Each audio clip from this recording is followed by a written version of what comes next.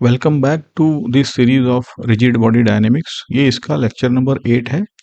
पिछले लेक्चर में हमने मोमेंट ऑफ इनर्शिया के दो पावरफुल थियरम्स पढ़े थे, पैरेलल एक्सिस और परपेंडिकुलर।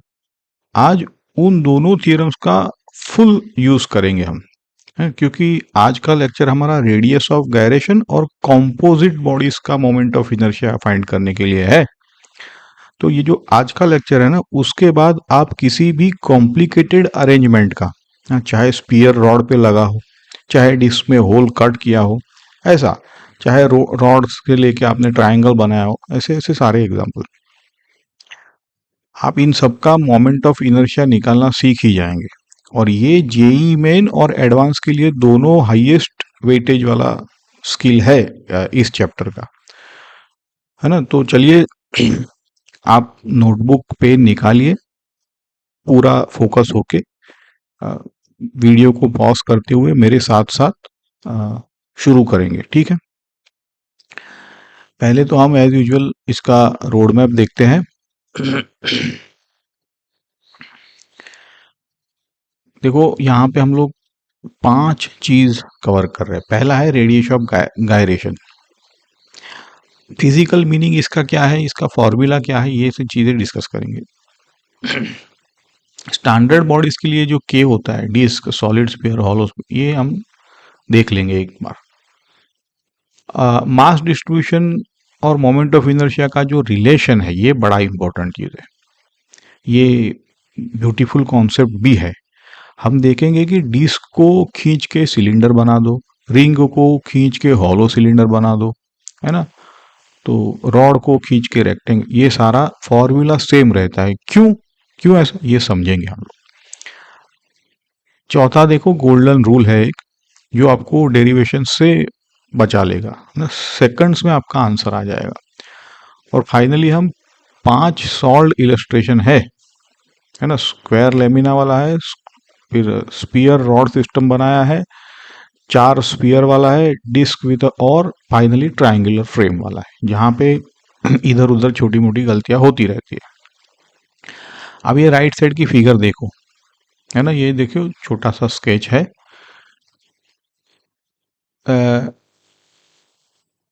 रॉड को अगर आप ऐसी मोटाई दे दे दो, मतलब प्लेट बना दो, लेकिन एक्सिस तो वही है, तो उसका जो आई है ना, उस एक्सिस के अराउंड ml² बाई 12 वही रहेगा।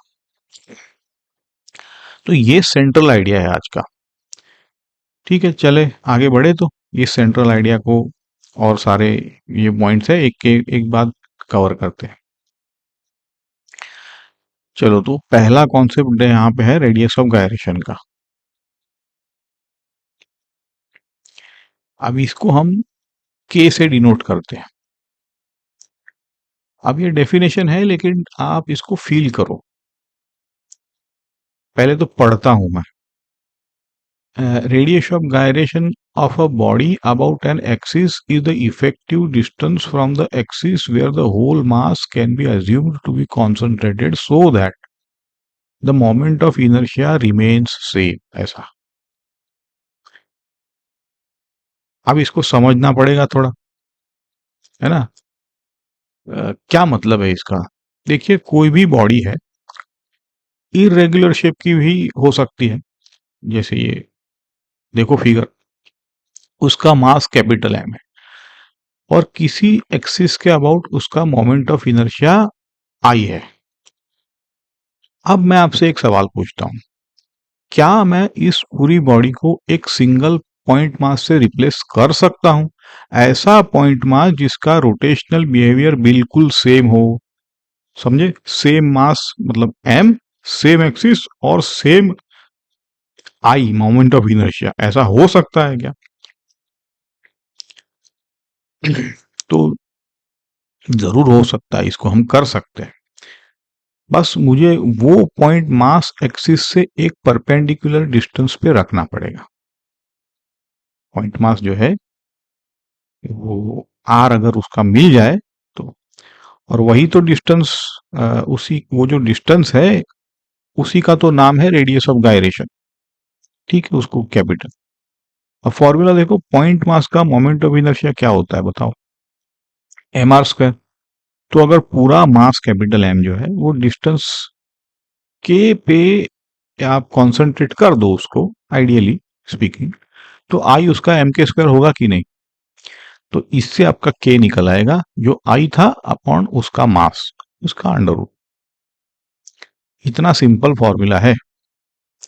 बट दो इंपॉर्टेंट बातें, पहली बात, के सिर्फ मास पे डिपेंड नहीं कर रहा है, के डिपेंड कर रहा है एक्सिस पे और मास डिस्ट्रीब्यूशन पे। देखा, क्योंकि आई उसमें सेम बॉडी के लिए अलग अलग एक्सिस लोगे तो आपका के अलग अलग आएगा। इसलिए जब भी रेडिएशन गायरेशन बोलो, जायरे, तो हमेशा बोलो कि radius of gyration about which axis. ऐसा नहीं कि ये फिक्स हो गया है के, मतलब एक्सिस वहां भी मेंशन करना जरूरी है जैसे मोमेंट ऑफ इनर्शिया में। समझ गए। दूसरी बात, कि एक तरह से बताता है कि मास इफेक्टिवली एक्सिस से कितना दूर है। यही तो इसकी खासियत है कि अगर मास एक्सिस से दूर दूर दूर फैला हुआ है तो के बड़ा होगा, है ना। अगर सिमटा हुआ है एक्सिस के बहुत ही, तो के छोटा होगा। तो ये इंट्यूशन आपका आगे काम आने वाला है।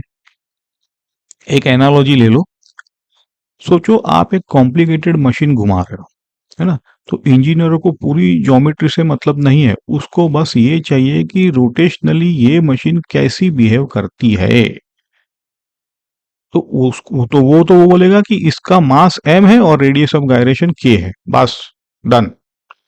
पूरी रोटेशनल इंफॉर्मेशन इन दो नंबर्स में पैक हो गई है ना। इसलिए इंजीनियरिंग में k का यूज बहुत ज्यादा है। फ्लाईव्हील्स डिजाइन करते हैं, ब्रेक्स डिजाइन करते हैं, पेंडुलम बॉब्स होते हैं, सब में ये सारी चीजें अप्लाई होती है। आज भले टेक्नोलॉजी आगे बढ़ गई हो लेकिन कॉन्सेप्ट तो अभी भी सेम ही है।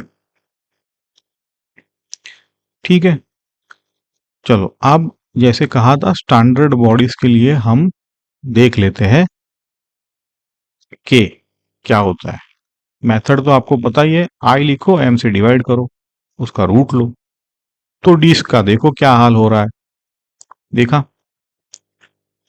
आई पता है डिस्क का, के देखो 0.707 आर। फिगर देखो, ये जो डैश सर्कल है वो के का रेडियस है। इसका मतलब अगर डिस्क का पूरा मास इस डैश सर्कल पे एक रिंग की तरह रख दो तो मोमेंट ऑफ इनर्शिया बिल्कुल सेम रहेगा, है ना। अच्छी चीज, ब्यूटीफुल। सॉलिड स्फीयर का देखो क्या हाल हो रहा है। आपको 2/5 पता था, उसका अंडर रूट ले लिया तो आपका के निकल के आ गया, देखो, है ना। एम तो कट गया, 0.632 आर। हॉलो स्फीयर के लिए अंडर रूट 2/3, क्योंकि था ना 2/3, 0.816 आर। अब फिजिकल इनसाइट देखो, ये यही मेन में कॉन्सेप्चुअल क्वेश्चन बनता है। तीनों को कंपेयर करो, देखो सॉलिड स्फीयर के लिए, डिस्क के लिए और कंपेयर करो तीनों का वैल्यू। क्यों? सोचो, हॉलो स्फीयर का सारा मास सरफेस पे है, एक्सिस से मैक्सिमम दूर है, इसलिए उसका के सबसे बड़ा। सॉलिड स्फीयर का मास अंदर तक भरा हुआ है कि नहीं, काफी मास एक्सिस के करीब है, इसलिए इसका के छोटा है। जैसे सेम था मोमेंट ऑफ इनर्शिया जैसा। रूल याद रखो, मास एक्सिस से जितना दूर के उतना बड़ा। देखो जेई में कैसे क्वेश्चन आता है, ऐसा, सेम मास सेम रेडियस की सॉलिड और हॉलो स्फीयर, किसका मोमेंट ऑफ इनर्शिया ज्यादा, है ना। तो आप तुरंत से बोल दोगे हॉलो का, क्योंकि उसका मास दूर है। डिस्ट्रीब्यूशन देखो, तो ये अभी कंफ्यूजन नहीं रहना चाहिए। और एक बात है, के की यूनिट क्या होगी। रेडियस मतलब डिस्टेंस है, मीटर है, डायमेंशन। आप समझ गए आप बात को। ठीक है, चलो अब ये जो मास डिस्ट्रीब्यूशन की बातें है, ये इंपॉर्टेंट है आज के लेक्चर का। मैं तो कहूंगा ये सबसे पावरफुल कॉन्सेप्ट है, इसको समझो ध्यान से। क्योंकि ये जो कॉन्सेप्ट है आपके बहुत सारे डेरिवेशंस को बचा देगा, न्यूमेरिकल में भी काम आएगा। Symmetry of the mass distribution, बहुत सारे न्यूमेरिकल भी इस पे बेस्ड होते हैं। हमने पढ़ा है मोमेंट ऑफ इनर्शिया दो चीजों पे डिपेंड करता है, मास और मास का distribution about the given axis. Total mass कितना है और वो मास एक्सिस के किस किस डिस्टेंस पे बैठा हुआ है, ऐसा समझे कि नहीं। अब थॉट एक्सपेरिमेंट करते हैं। देखो डिस्क से सिलेंडर, फिगर देखो, लेफ्ट फिगर देखा। अच्छा, एक्सिस के परपेंडिकुलर टू प्लेन है ये डिस्क जो है, उसका मोमेंट ऑफ इनर्शिया ठीक है 1/2 m²। अब अगर मैं इस डिस्क को एक्सिस के अलोंग खींचता हूं, है ना, मतलब थिकनेस उसका बढ़ाता हूं, तो डिस्क मोटी हो जाएगी और ये मोटी होते होते सॉलिड सिलेंडर बन गया। सवाल ये है कि सिलेंडर का moment of inertia about its own axis क्या होगा, जो एक्सिस दिखाई है। सोचो, जब मैंने डिस्क को एक्सिस में पैरेलल खींचा तो क्या किसी मास एलिमेंट का एक्सिस से परपेंडिकुलर डिस्टेंस चेंज हुआ? जो भी मास यहां भी बैठा था उसको मैंने पैरेलल एक्सिस के खींचा है, क्या चेंज हुआ डिस्टेंस? नहीं, हर एलिमेंट बस ऊपर नीचे शिफ्ट हुआ, एक्सिस से दूरी, परपेंडिकुलर दूरी वो तो सेम रही। और मोमेंट ऑफ इनर्शिया में तो सिर्फ परपेंडिकुलर डिस्टेंस मैटर करता है कि नहीं। आई इक्वल टू, अब सारे मास अगर एम आई लो तो समेशन ऑफ एम आई है, आर आई स्क्वायर होगा। तो इसलिए सिलेंडर का भी आप एम तो सेम रखा है तो यही होगा 1/2 m², बिल्कुल डिस्क जैसा। आप सॉलिड सिलेंडर को ऐसे सोचो, है ना, बहुत सारी डिस्क एक के ऊपर एक रखी हुई है, हर डिस्क का moment of inertia 1/2, small D M ले लो, सारे डिस्क मिला के एम बनाता है, तो 1/2 m² हो गया ना। अब देखो रिंग से हॉलो, ये जो राइट वाली फिगर है, सेम लॉजिक। रिंग का mr² था, रिंग को एक्सिस के अलोंग खींचो तो बन गया कि नहीं हॉलो सिलेंडर। तो हर मास अगेन एलिमेंट अभी भी उसका एक्सिस से एग्जैक्टली आर डिस्टेंस पे ही पैरेलल ऊपर नीचे शिफ्ट हुआ है, तो इसका भी आई mr²। कंक्लूजन क्या निकला? एक्सिस ऑफ रोटेशन के पैरेलल डायमेंशन चेंज करने से मोमेंट ऑफ इनर्शिया का एक्सप्रेशन कभी चेंज, पैरेलल शिफ्टिंग बोलते हैं इसको मास का।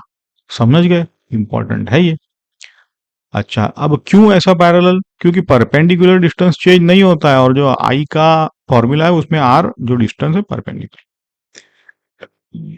ठीक है,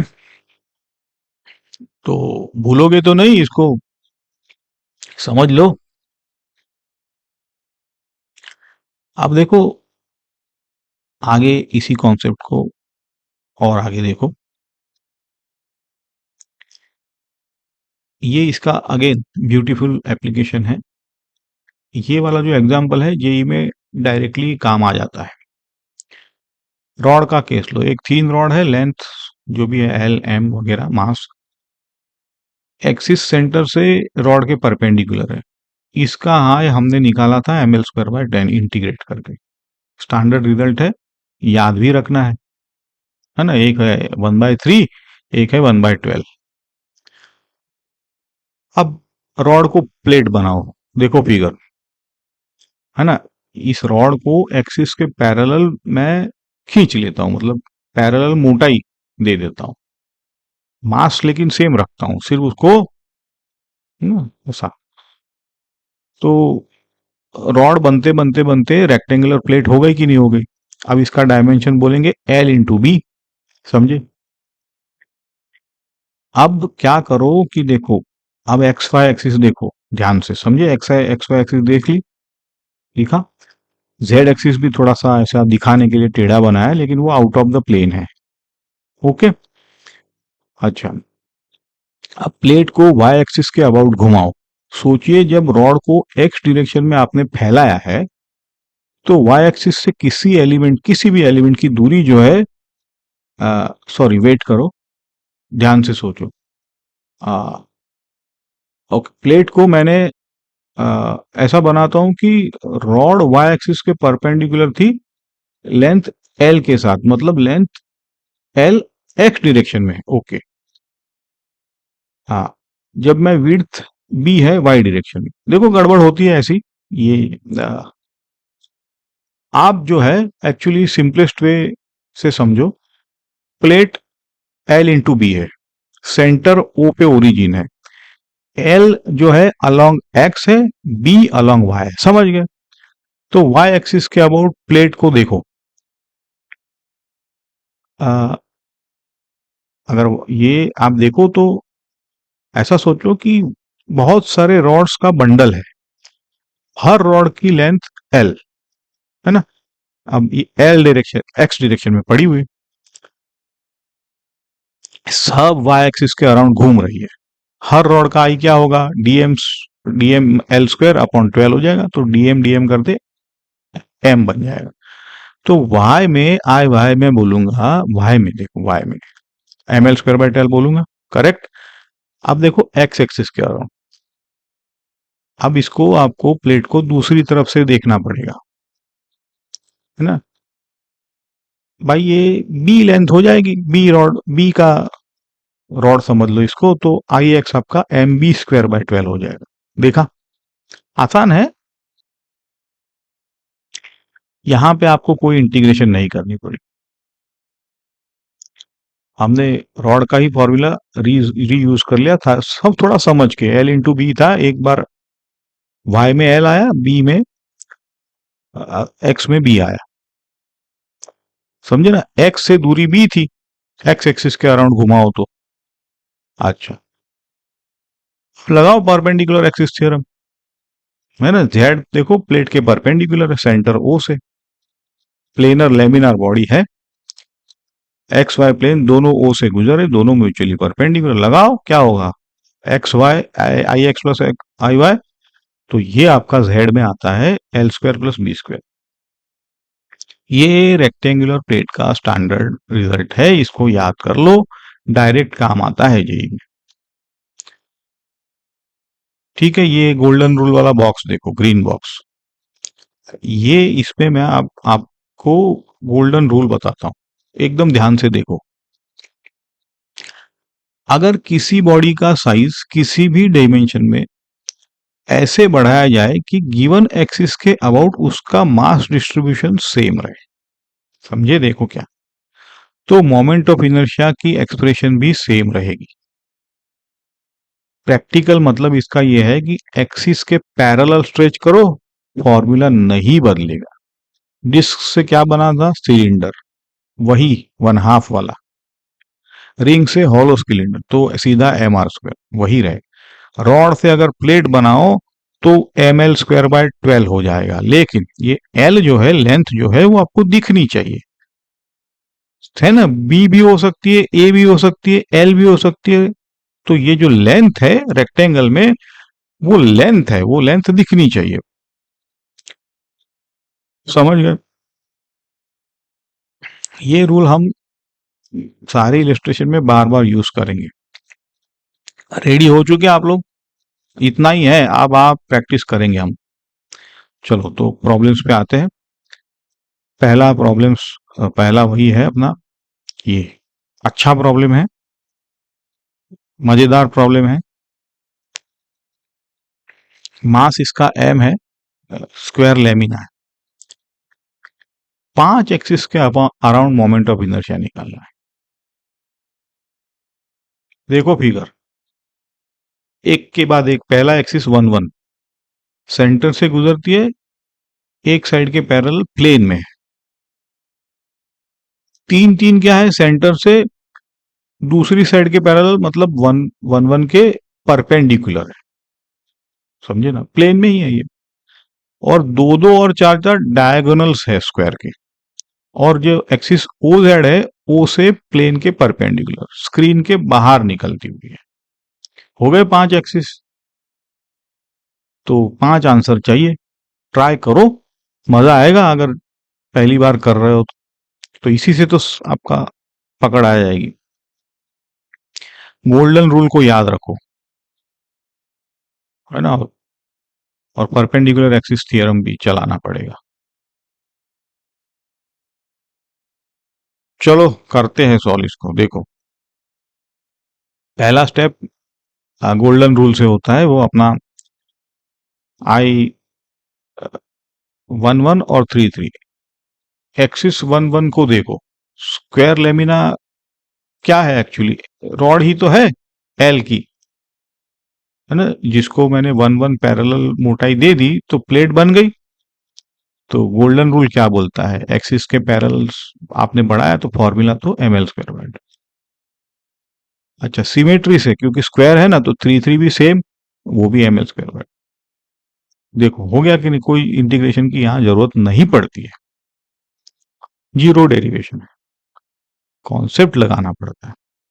हाँ अच्छा, अब दूसरा स्टेप, परपेंडिकुलर से आप ओजेड के बारे में, तो 11 और 33 दोनों प्लेन में, दोनों ओ से गुजरती है, दोनों परपेंड, और समझ गए, 11 प्लस 33, तो एम एल स्क्वायर बाय 6। अच्छा, अब ये डायगोनल्स क्या है, यहां पे थोड़ा क्लेवर पार्ट आता है। होप कि पहले दो तो आपको क्लियर है, ओके, एक बार देख लो। अब डायगोनल्स जो दो दो और चार चार के लिए कोई फॉर्मूला है आपके पास डायरेक्ट, डायगोनल थे, है ना, नहीं है, लेकिन सोचो थोड़ा सा। पहला एक ऑब्जर्वेशन है, स्क्वायर है, आपने दोनों डायगोनल के अबाउट, तो वो सिमेट्रिक होता है कि नहीं, तो मास डिस्ट्रीब्यूशन दो दो के अबाउट वही है जो चार चार के अबाउट है। तो ये तो हमें पता चल गया कि I of 2 2 has to be equal to I of 4 4। Agreed, क्योंकि मास डिस्ट्रीब्यूशन देखो कोई फर्क ही नहीं है उस एक्सिस के अराउंड, सेम है।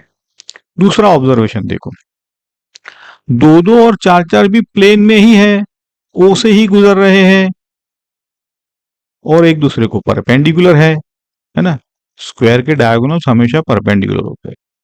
तो परपेंडिकुलर एक्सिस थ्योरम क्या बोलेगा कि I O Z has to be equal to 2 2 plus 4 4, और 2 2 और 4 4 तो सेम है, तो 2 इंटू आई 2 2 लिख सकता हूं। तो देयर फॉर, और आई ओ जेड तो हमें पता था, ऐसा ये ट्रिक है। तो यहां से आपका I two two M L square by 12 again, है ना, बड़ा रिमार्केबल रिजल्ट है ये। वो एम एल स्क्वायर बाय 6 भी याद रखना, ये डायगोनल का भी एम एल स्क्वायर बाय 12।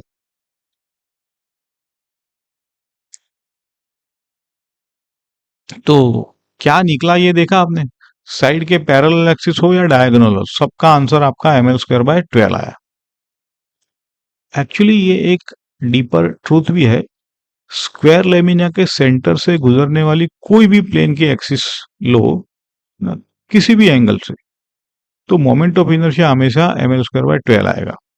ये सिमेट्री का कमाल है। अगर जेई में कोई अजीब एंगल वाली एक्सिस दे दे सेंटर से, तो घबराना नहीं, आप एम एल स्क्वायर बाय 12 ठोक देना, बट समझ के थोड़ा, जो अभी समझाया है। दूसरा, ये ट्रायंगुलर लेमिना के भी हमने इंटीग्रेशन से आपको दिखाया था कि बेस पे क्या होता है उसका, तो उससे भी ये रिजल्ट आ सकता था, लेकिन ये और भी स्मार्टर तरीका हुआ परपेंडिकुलर एक्सिस थ्योरम का, समझे ना। चलो आगे बढ़े।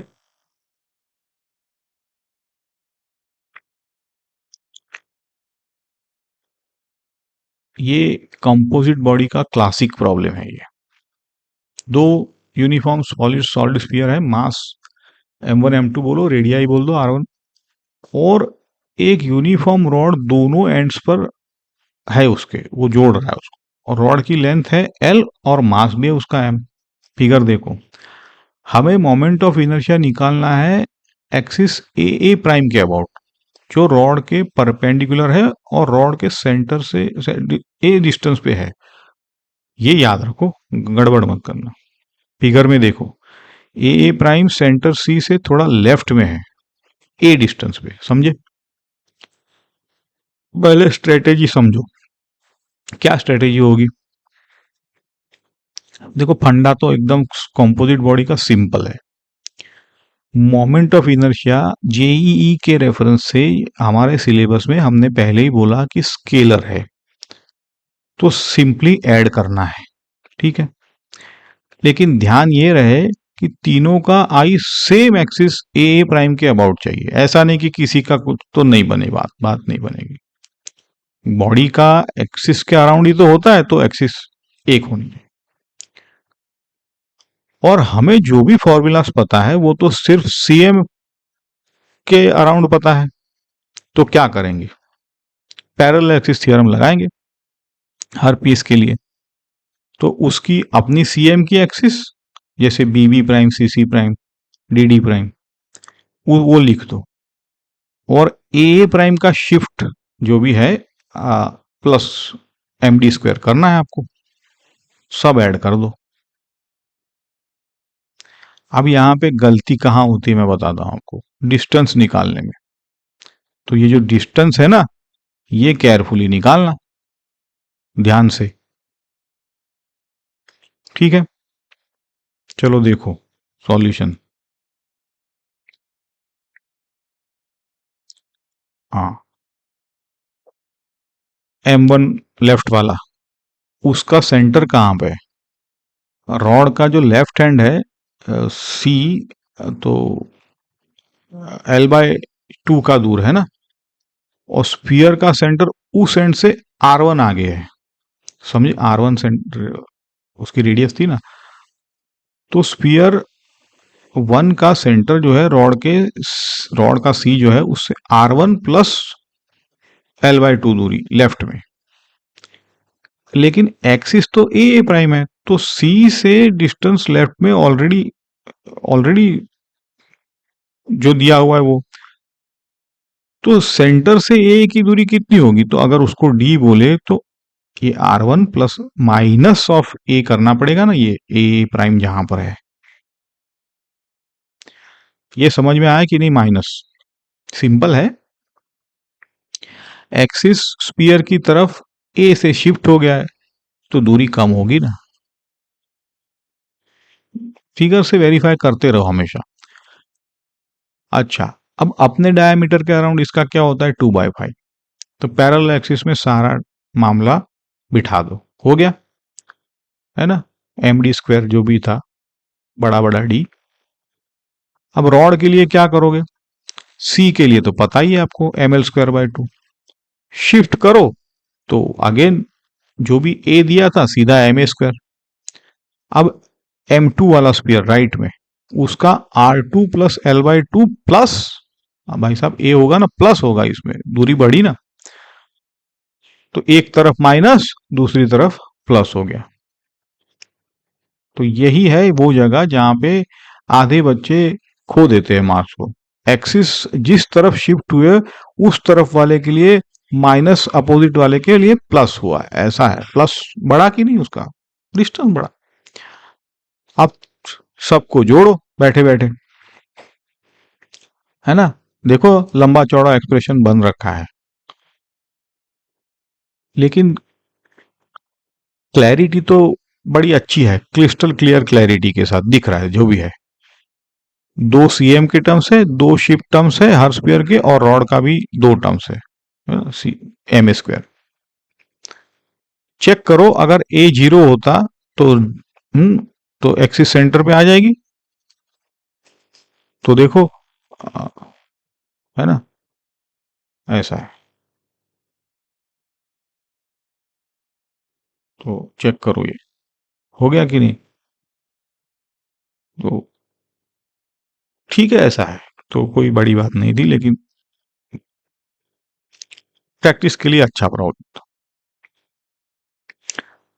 ये। नेक्स्ट प्रॉब्लम देखो, 4 स्पीयर वाला है, हर एक का रेडियस ए है, मास ए, छोटा एम है। सेंटर्स इनके जो है एक स्क्वायर के 4 कॉर्नर्स पे है, तो स्क्वायर साइड बी दिया हुआ है, देखो फिगर में। तो पहला काम क्या करो कि ये कॉर्नर को नाम दे दो ए बी सी डी। निकालना क्या है? Moment of inertia diagonal A C. दूसरा है मोमेंट ऑफ इनर्शिया किसी साइड के अबाउट, किसी भी एक साइड के अबाउट, एडी ले लो। पहले की डिस्टेंसेस आप सॉर्ट कर लो। सॉल्व करने के पहले ज्योमेट्री तो क्लियर होनी ही चाहिए ना, एकदम क्रिस्टल। ये तो आपकी बिना फिगर के मोमेंट ऑफ इनर्शिया हवा में निकलता है, ये गलत गलत आदत है। तो फिगर ड्रॉ करने की आदत लो, क्लैरिटी। तो आधे से ज्यादा तो ज्योमेट्री में ही प्रॉब्लम छुपा हुआ है। तो हर स्फीयर अपने डायमीटर के अबाउट, तो आपको पता है 2/5 स्टैंडर्ड, और डायगोनल एसी के अबाउट। ए और सी तो एक्सिस के ऊपर ही बैठे हुए हैं, तो सेंटर से ही गुजर रही है। तो बी और डी कितने दूर है ना? तो स्क्वायर के कॉर्नर से डायगोनल की परपेंडिकुलर क्या होती है? b/√2, है ना, डॉटेड लाइन। ये हाफ डायगोनल है, बना के दिया आपको, b/√2। ये हाफ डायगोनल √2 होगा ना, मल्टीप्लाई होगा, ठीक है। तो उसका अगर आधा करोगे डिवाइड बाय 2, तो नीचे √2 आ जाता है। एडी के अबाउट क्या होगा? एक्सिस पे ही है, तो बी और सी पूरे बी डिस्टेंस पे है। ये क्लैरिटी अगर है तो अब सिर्फ पैरेलल एक्सिस थ्योरम लगाना है। करो, पॉज करो, ट्राई करो, देखो।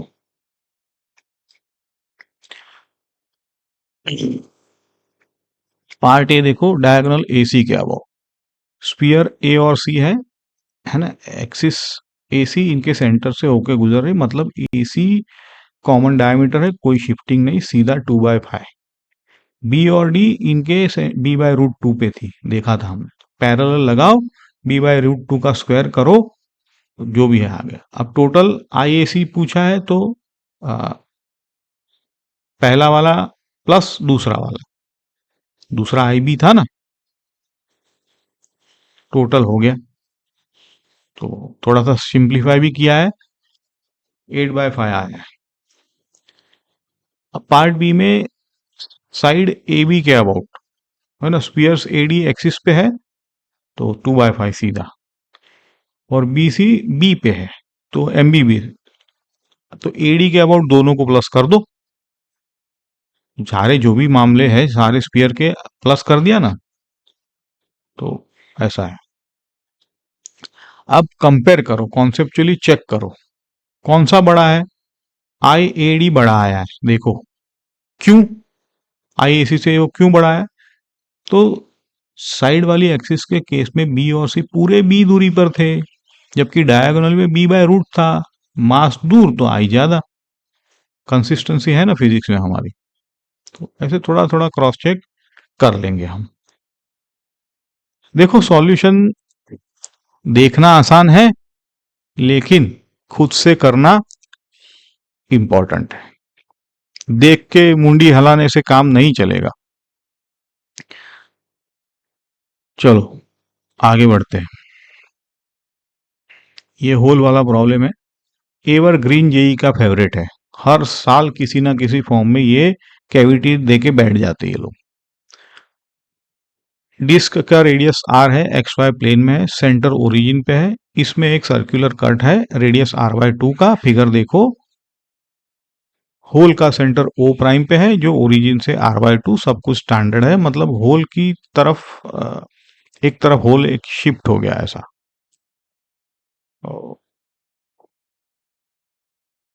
तो और देखो कैसे, ऐसा है होल की टच कर रहा है ना वो। अच्छा कोई बात नहीं।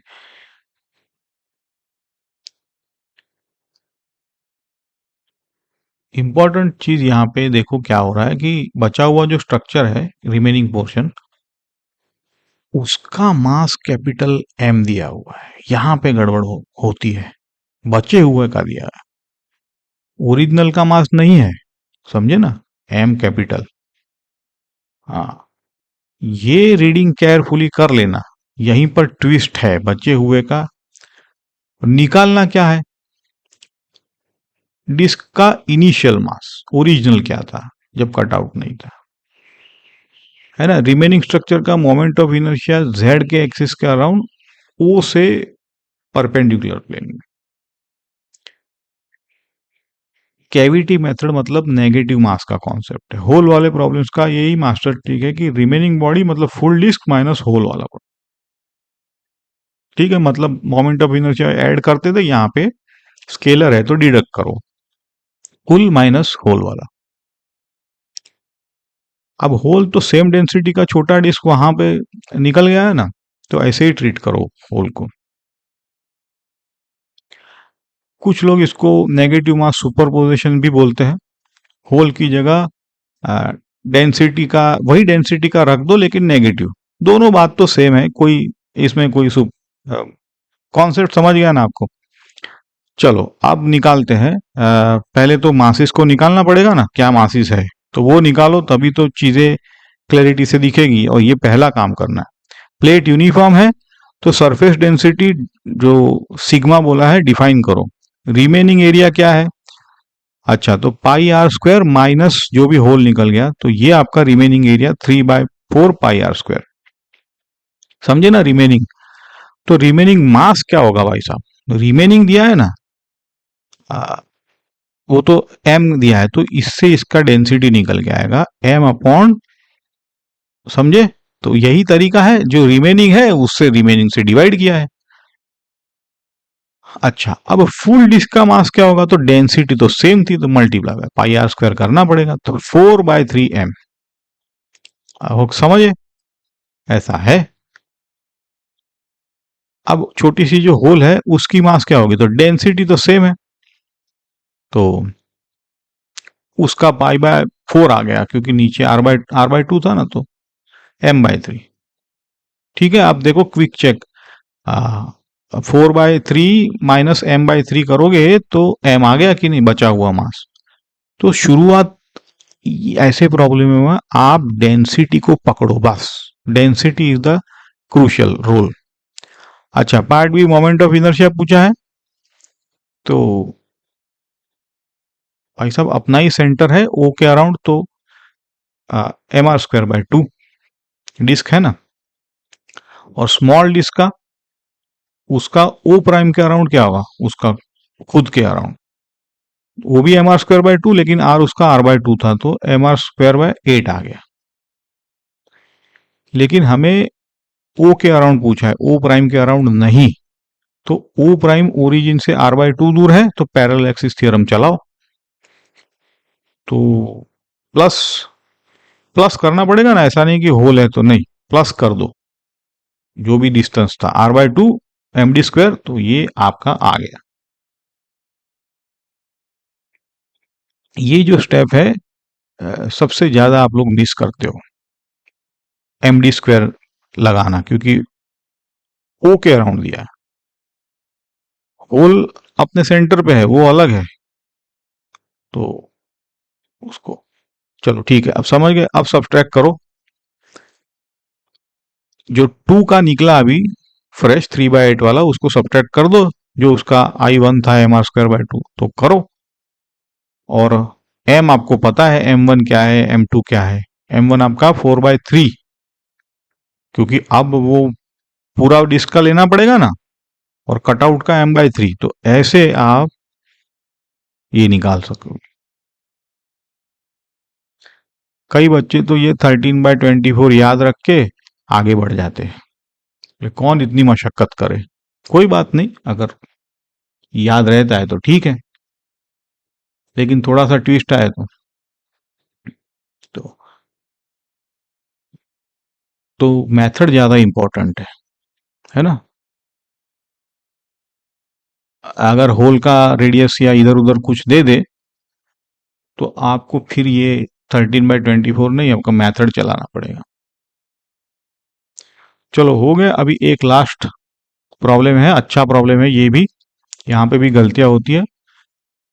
3 थीन रॉड दिए हुए, हर का मास m, length l, equilateral triangle बना दिया है, फ्रेम बन गया।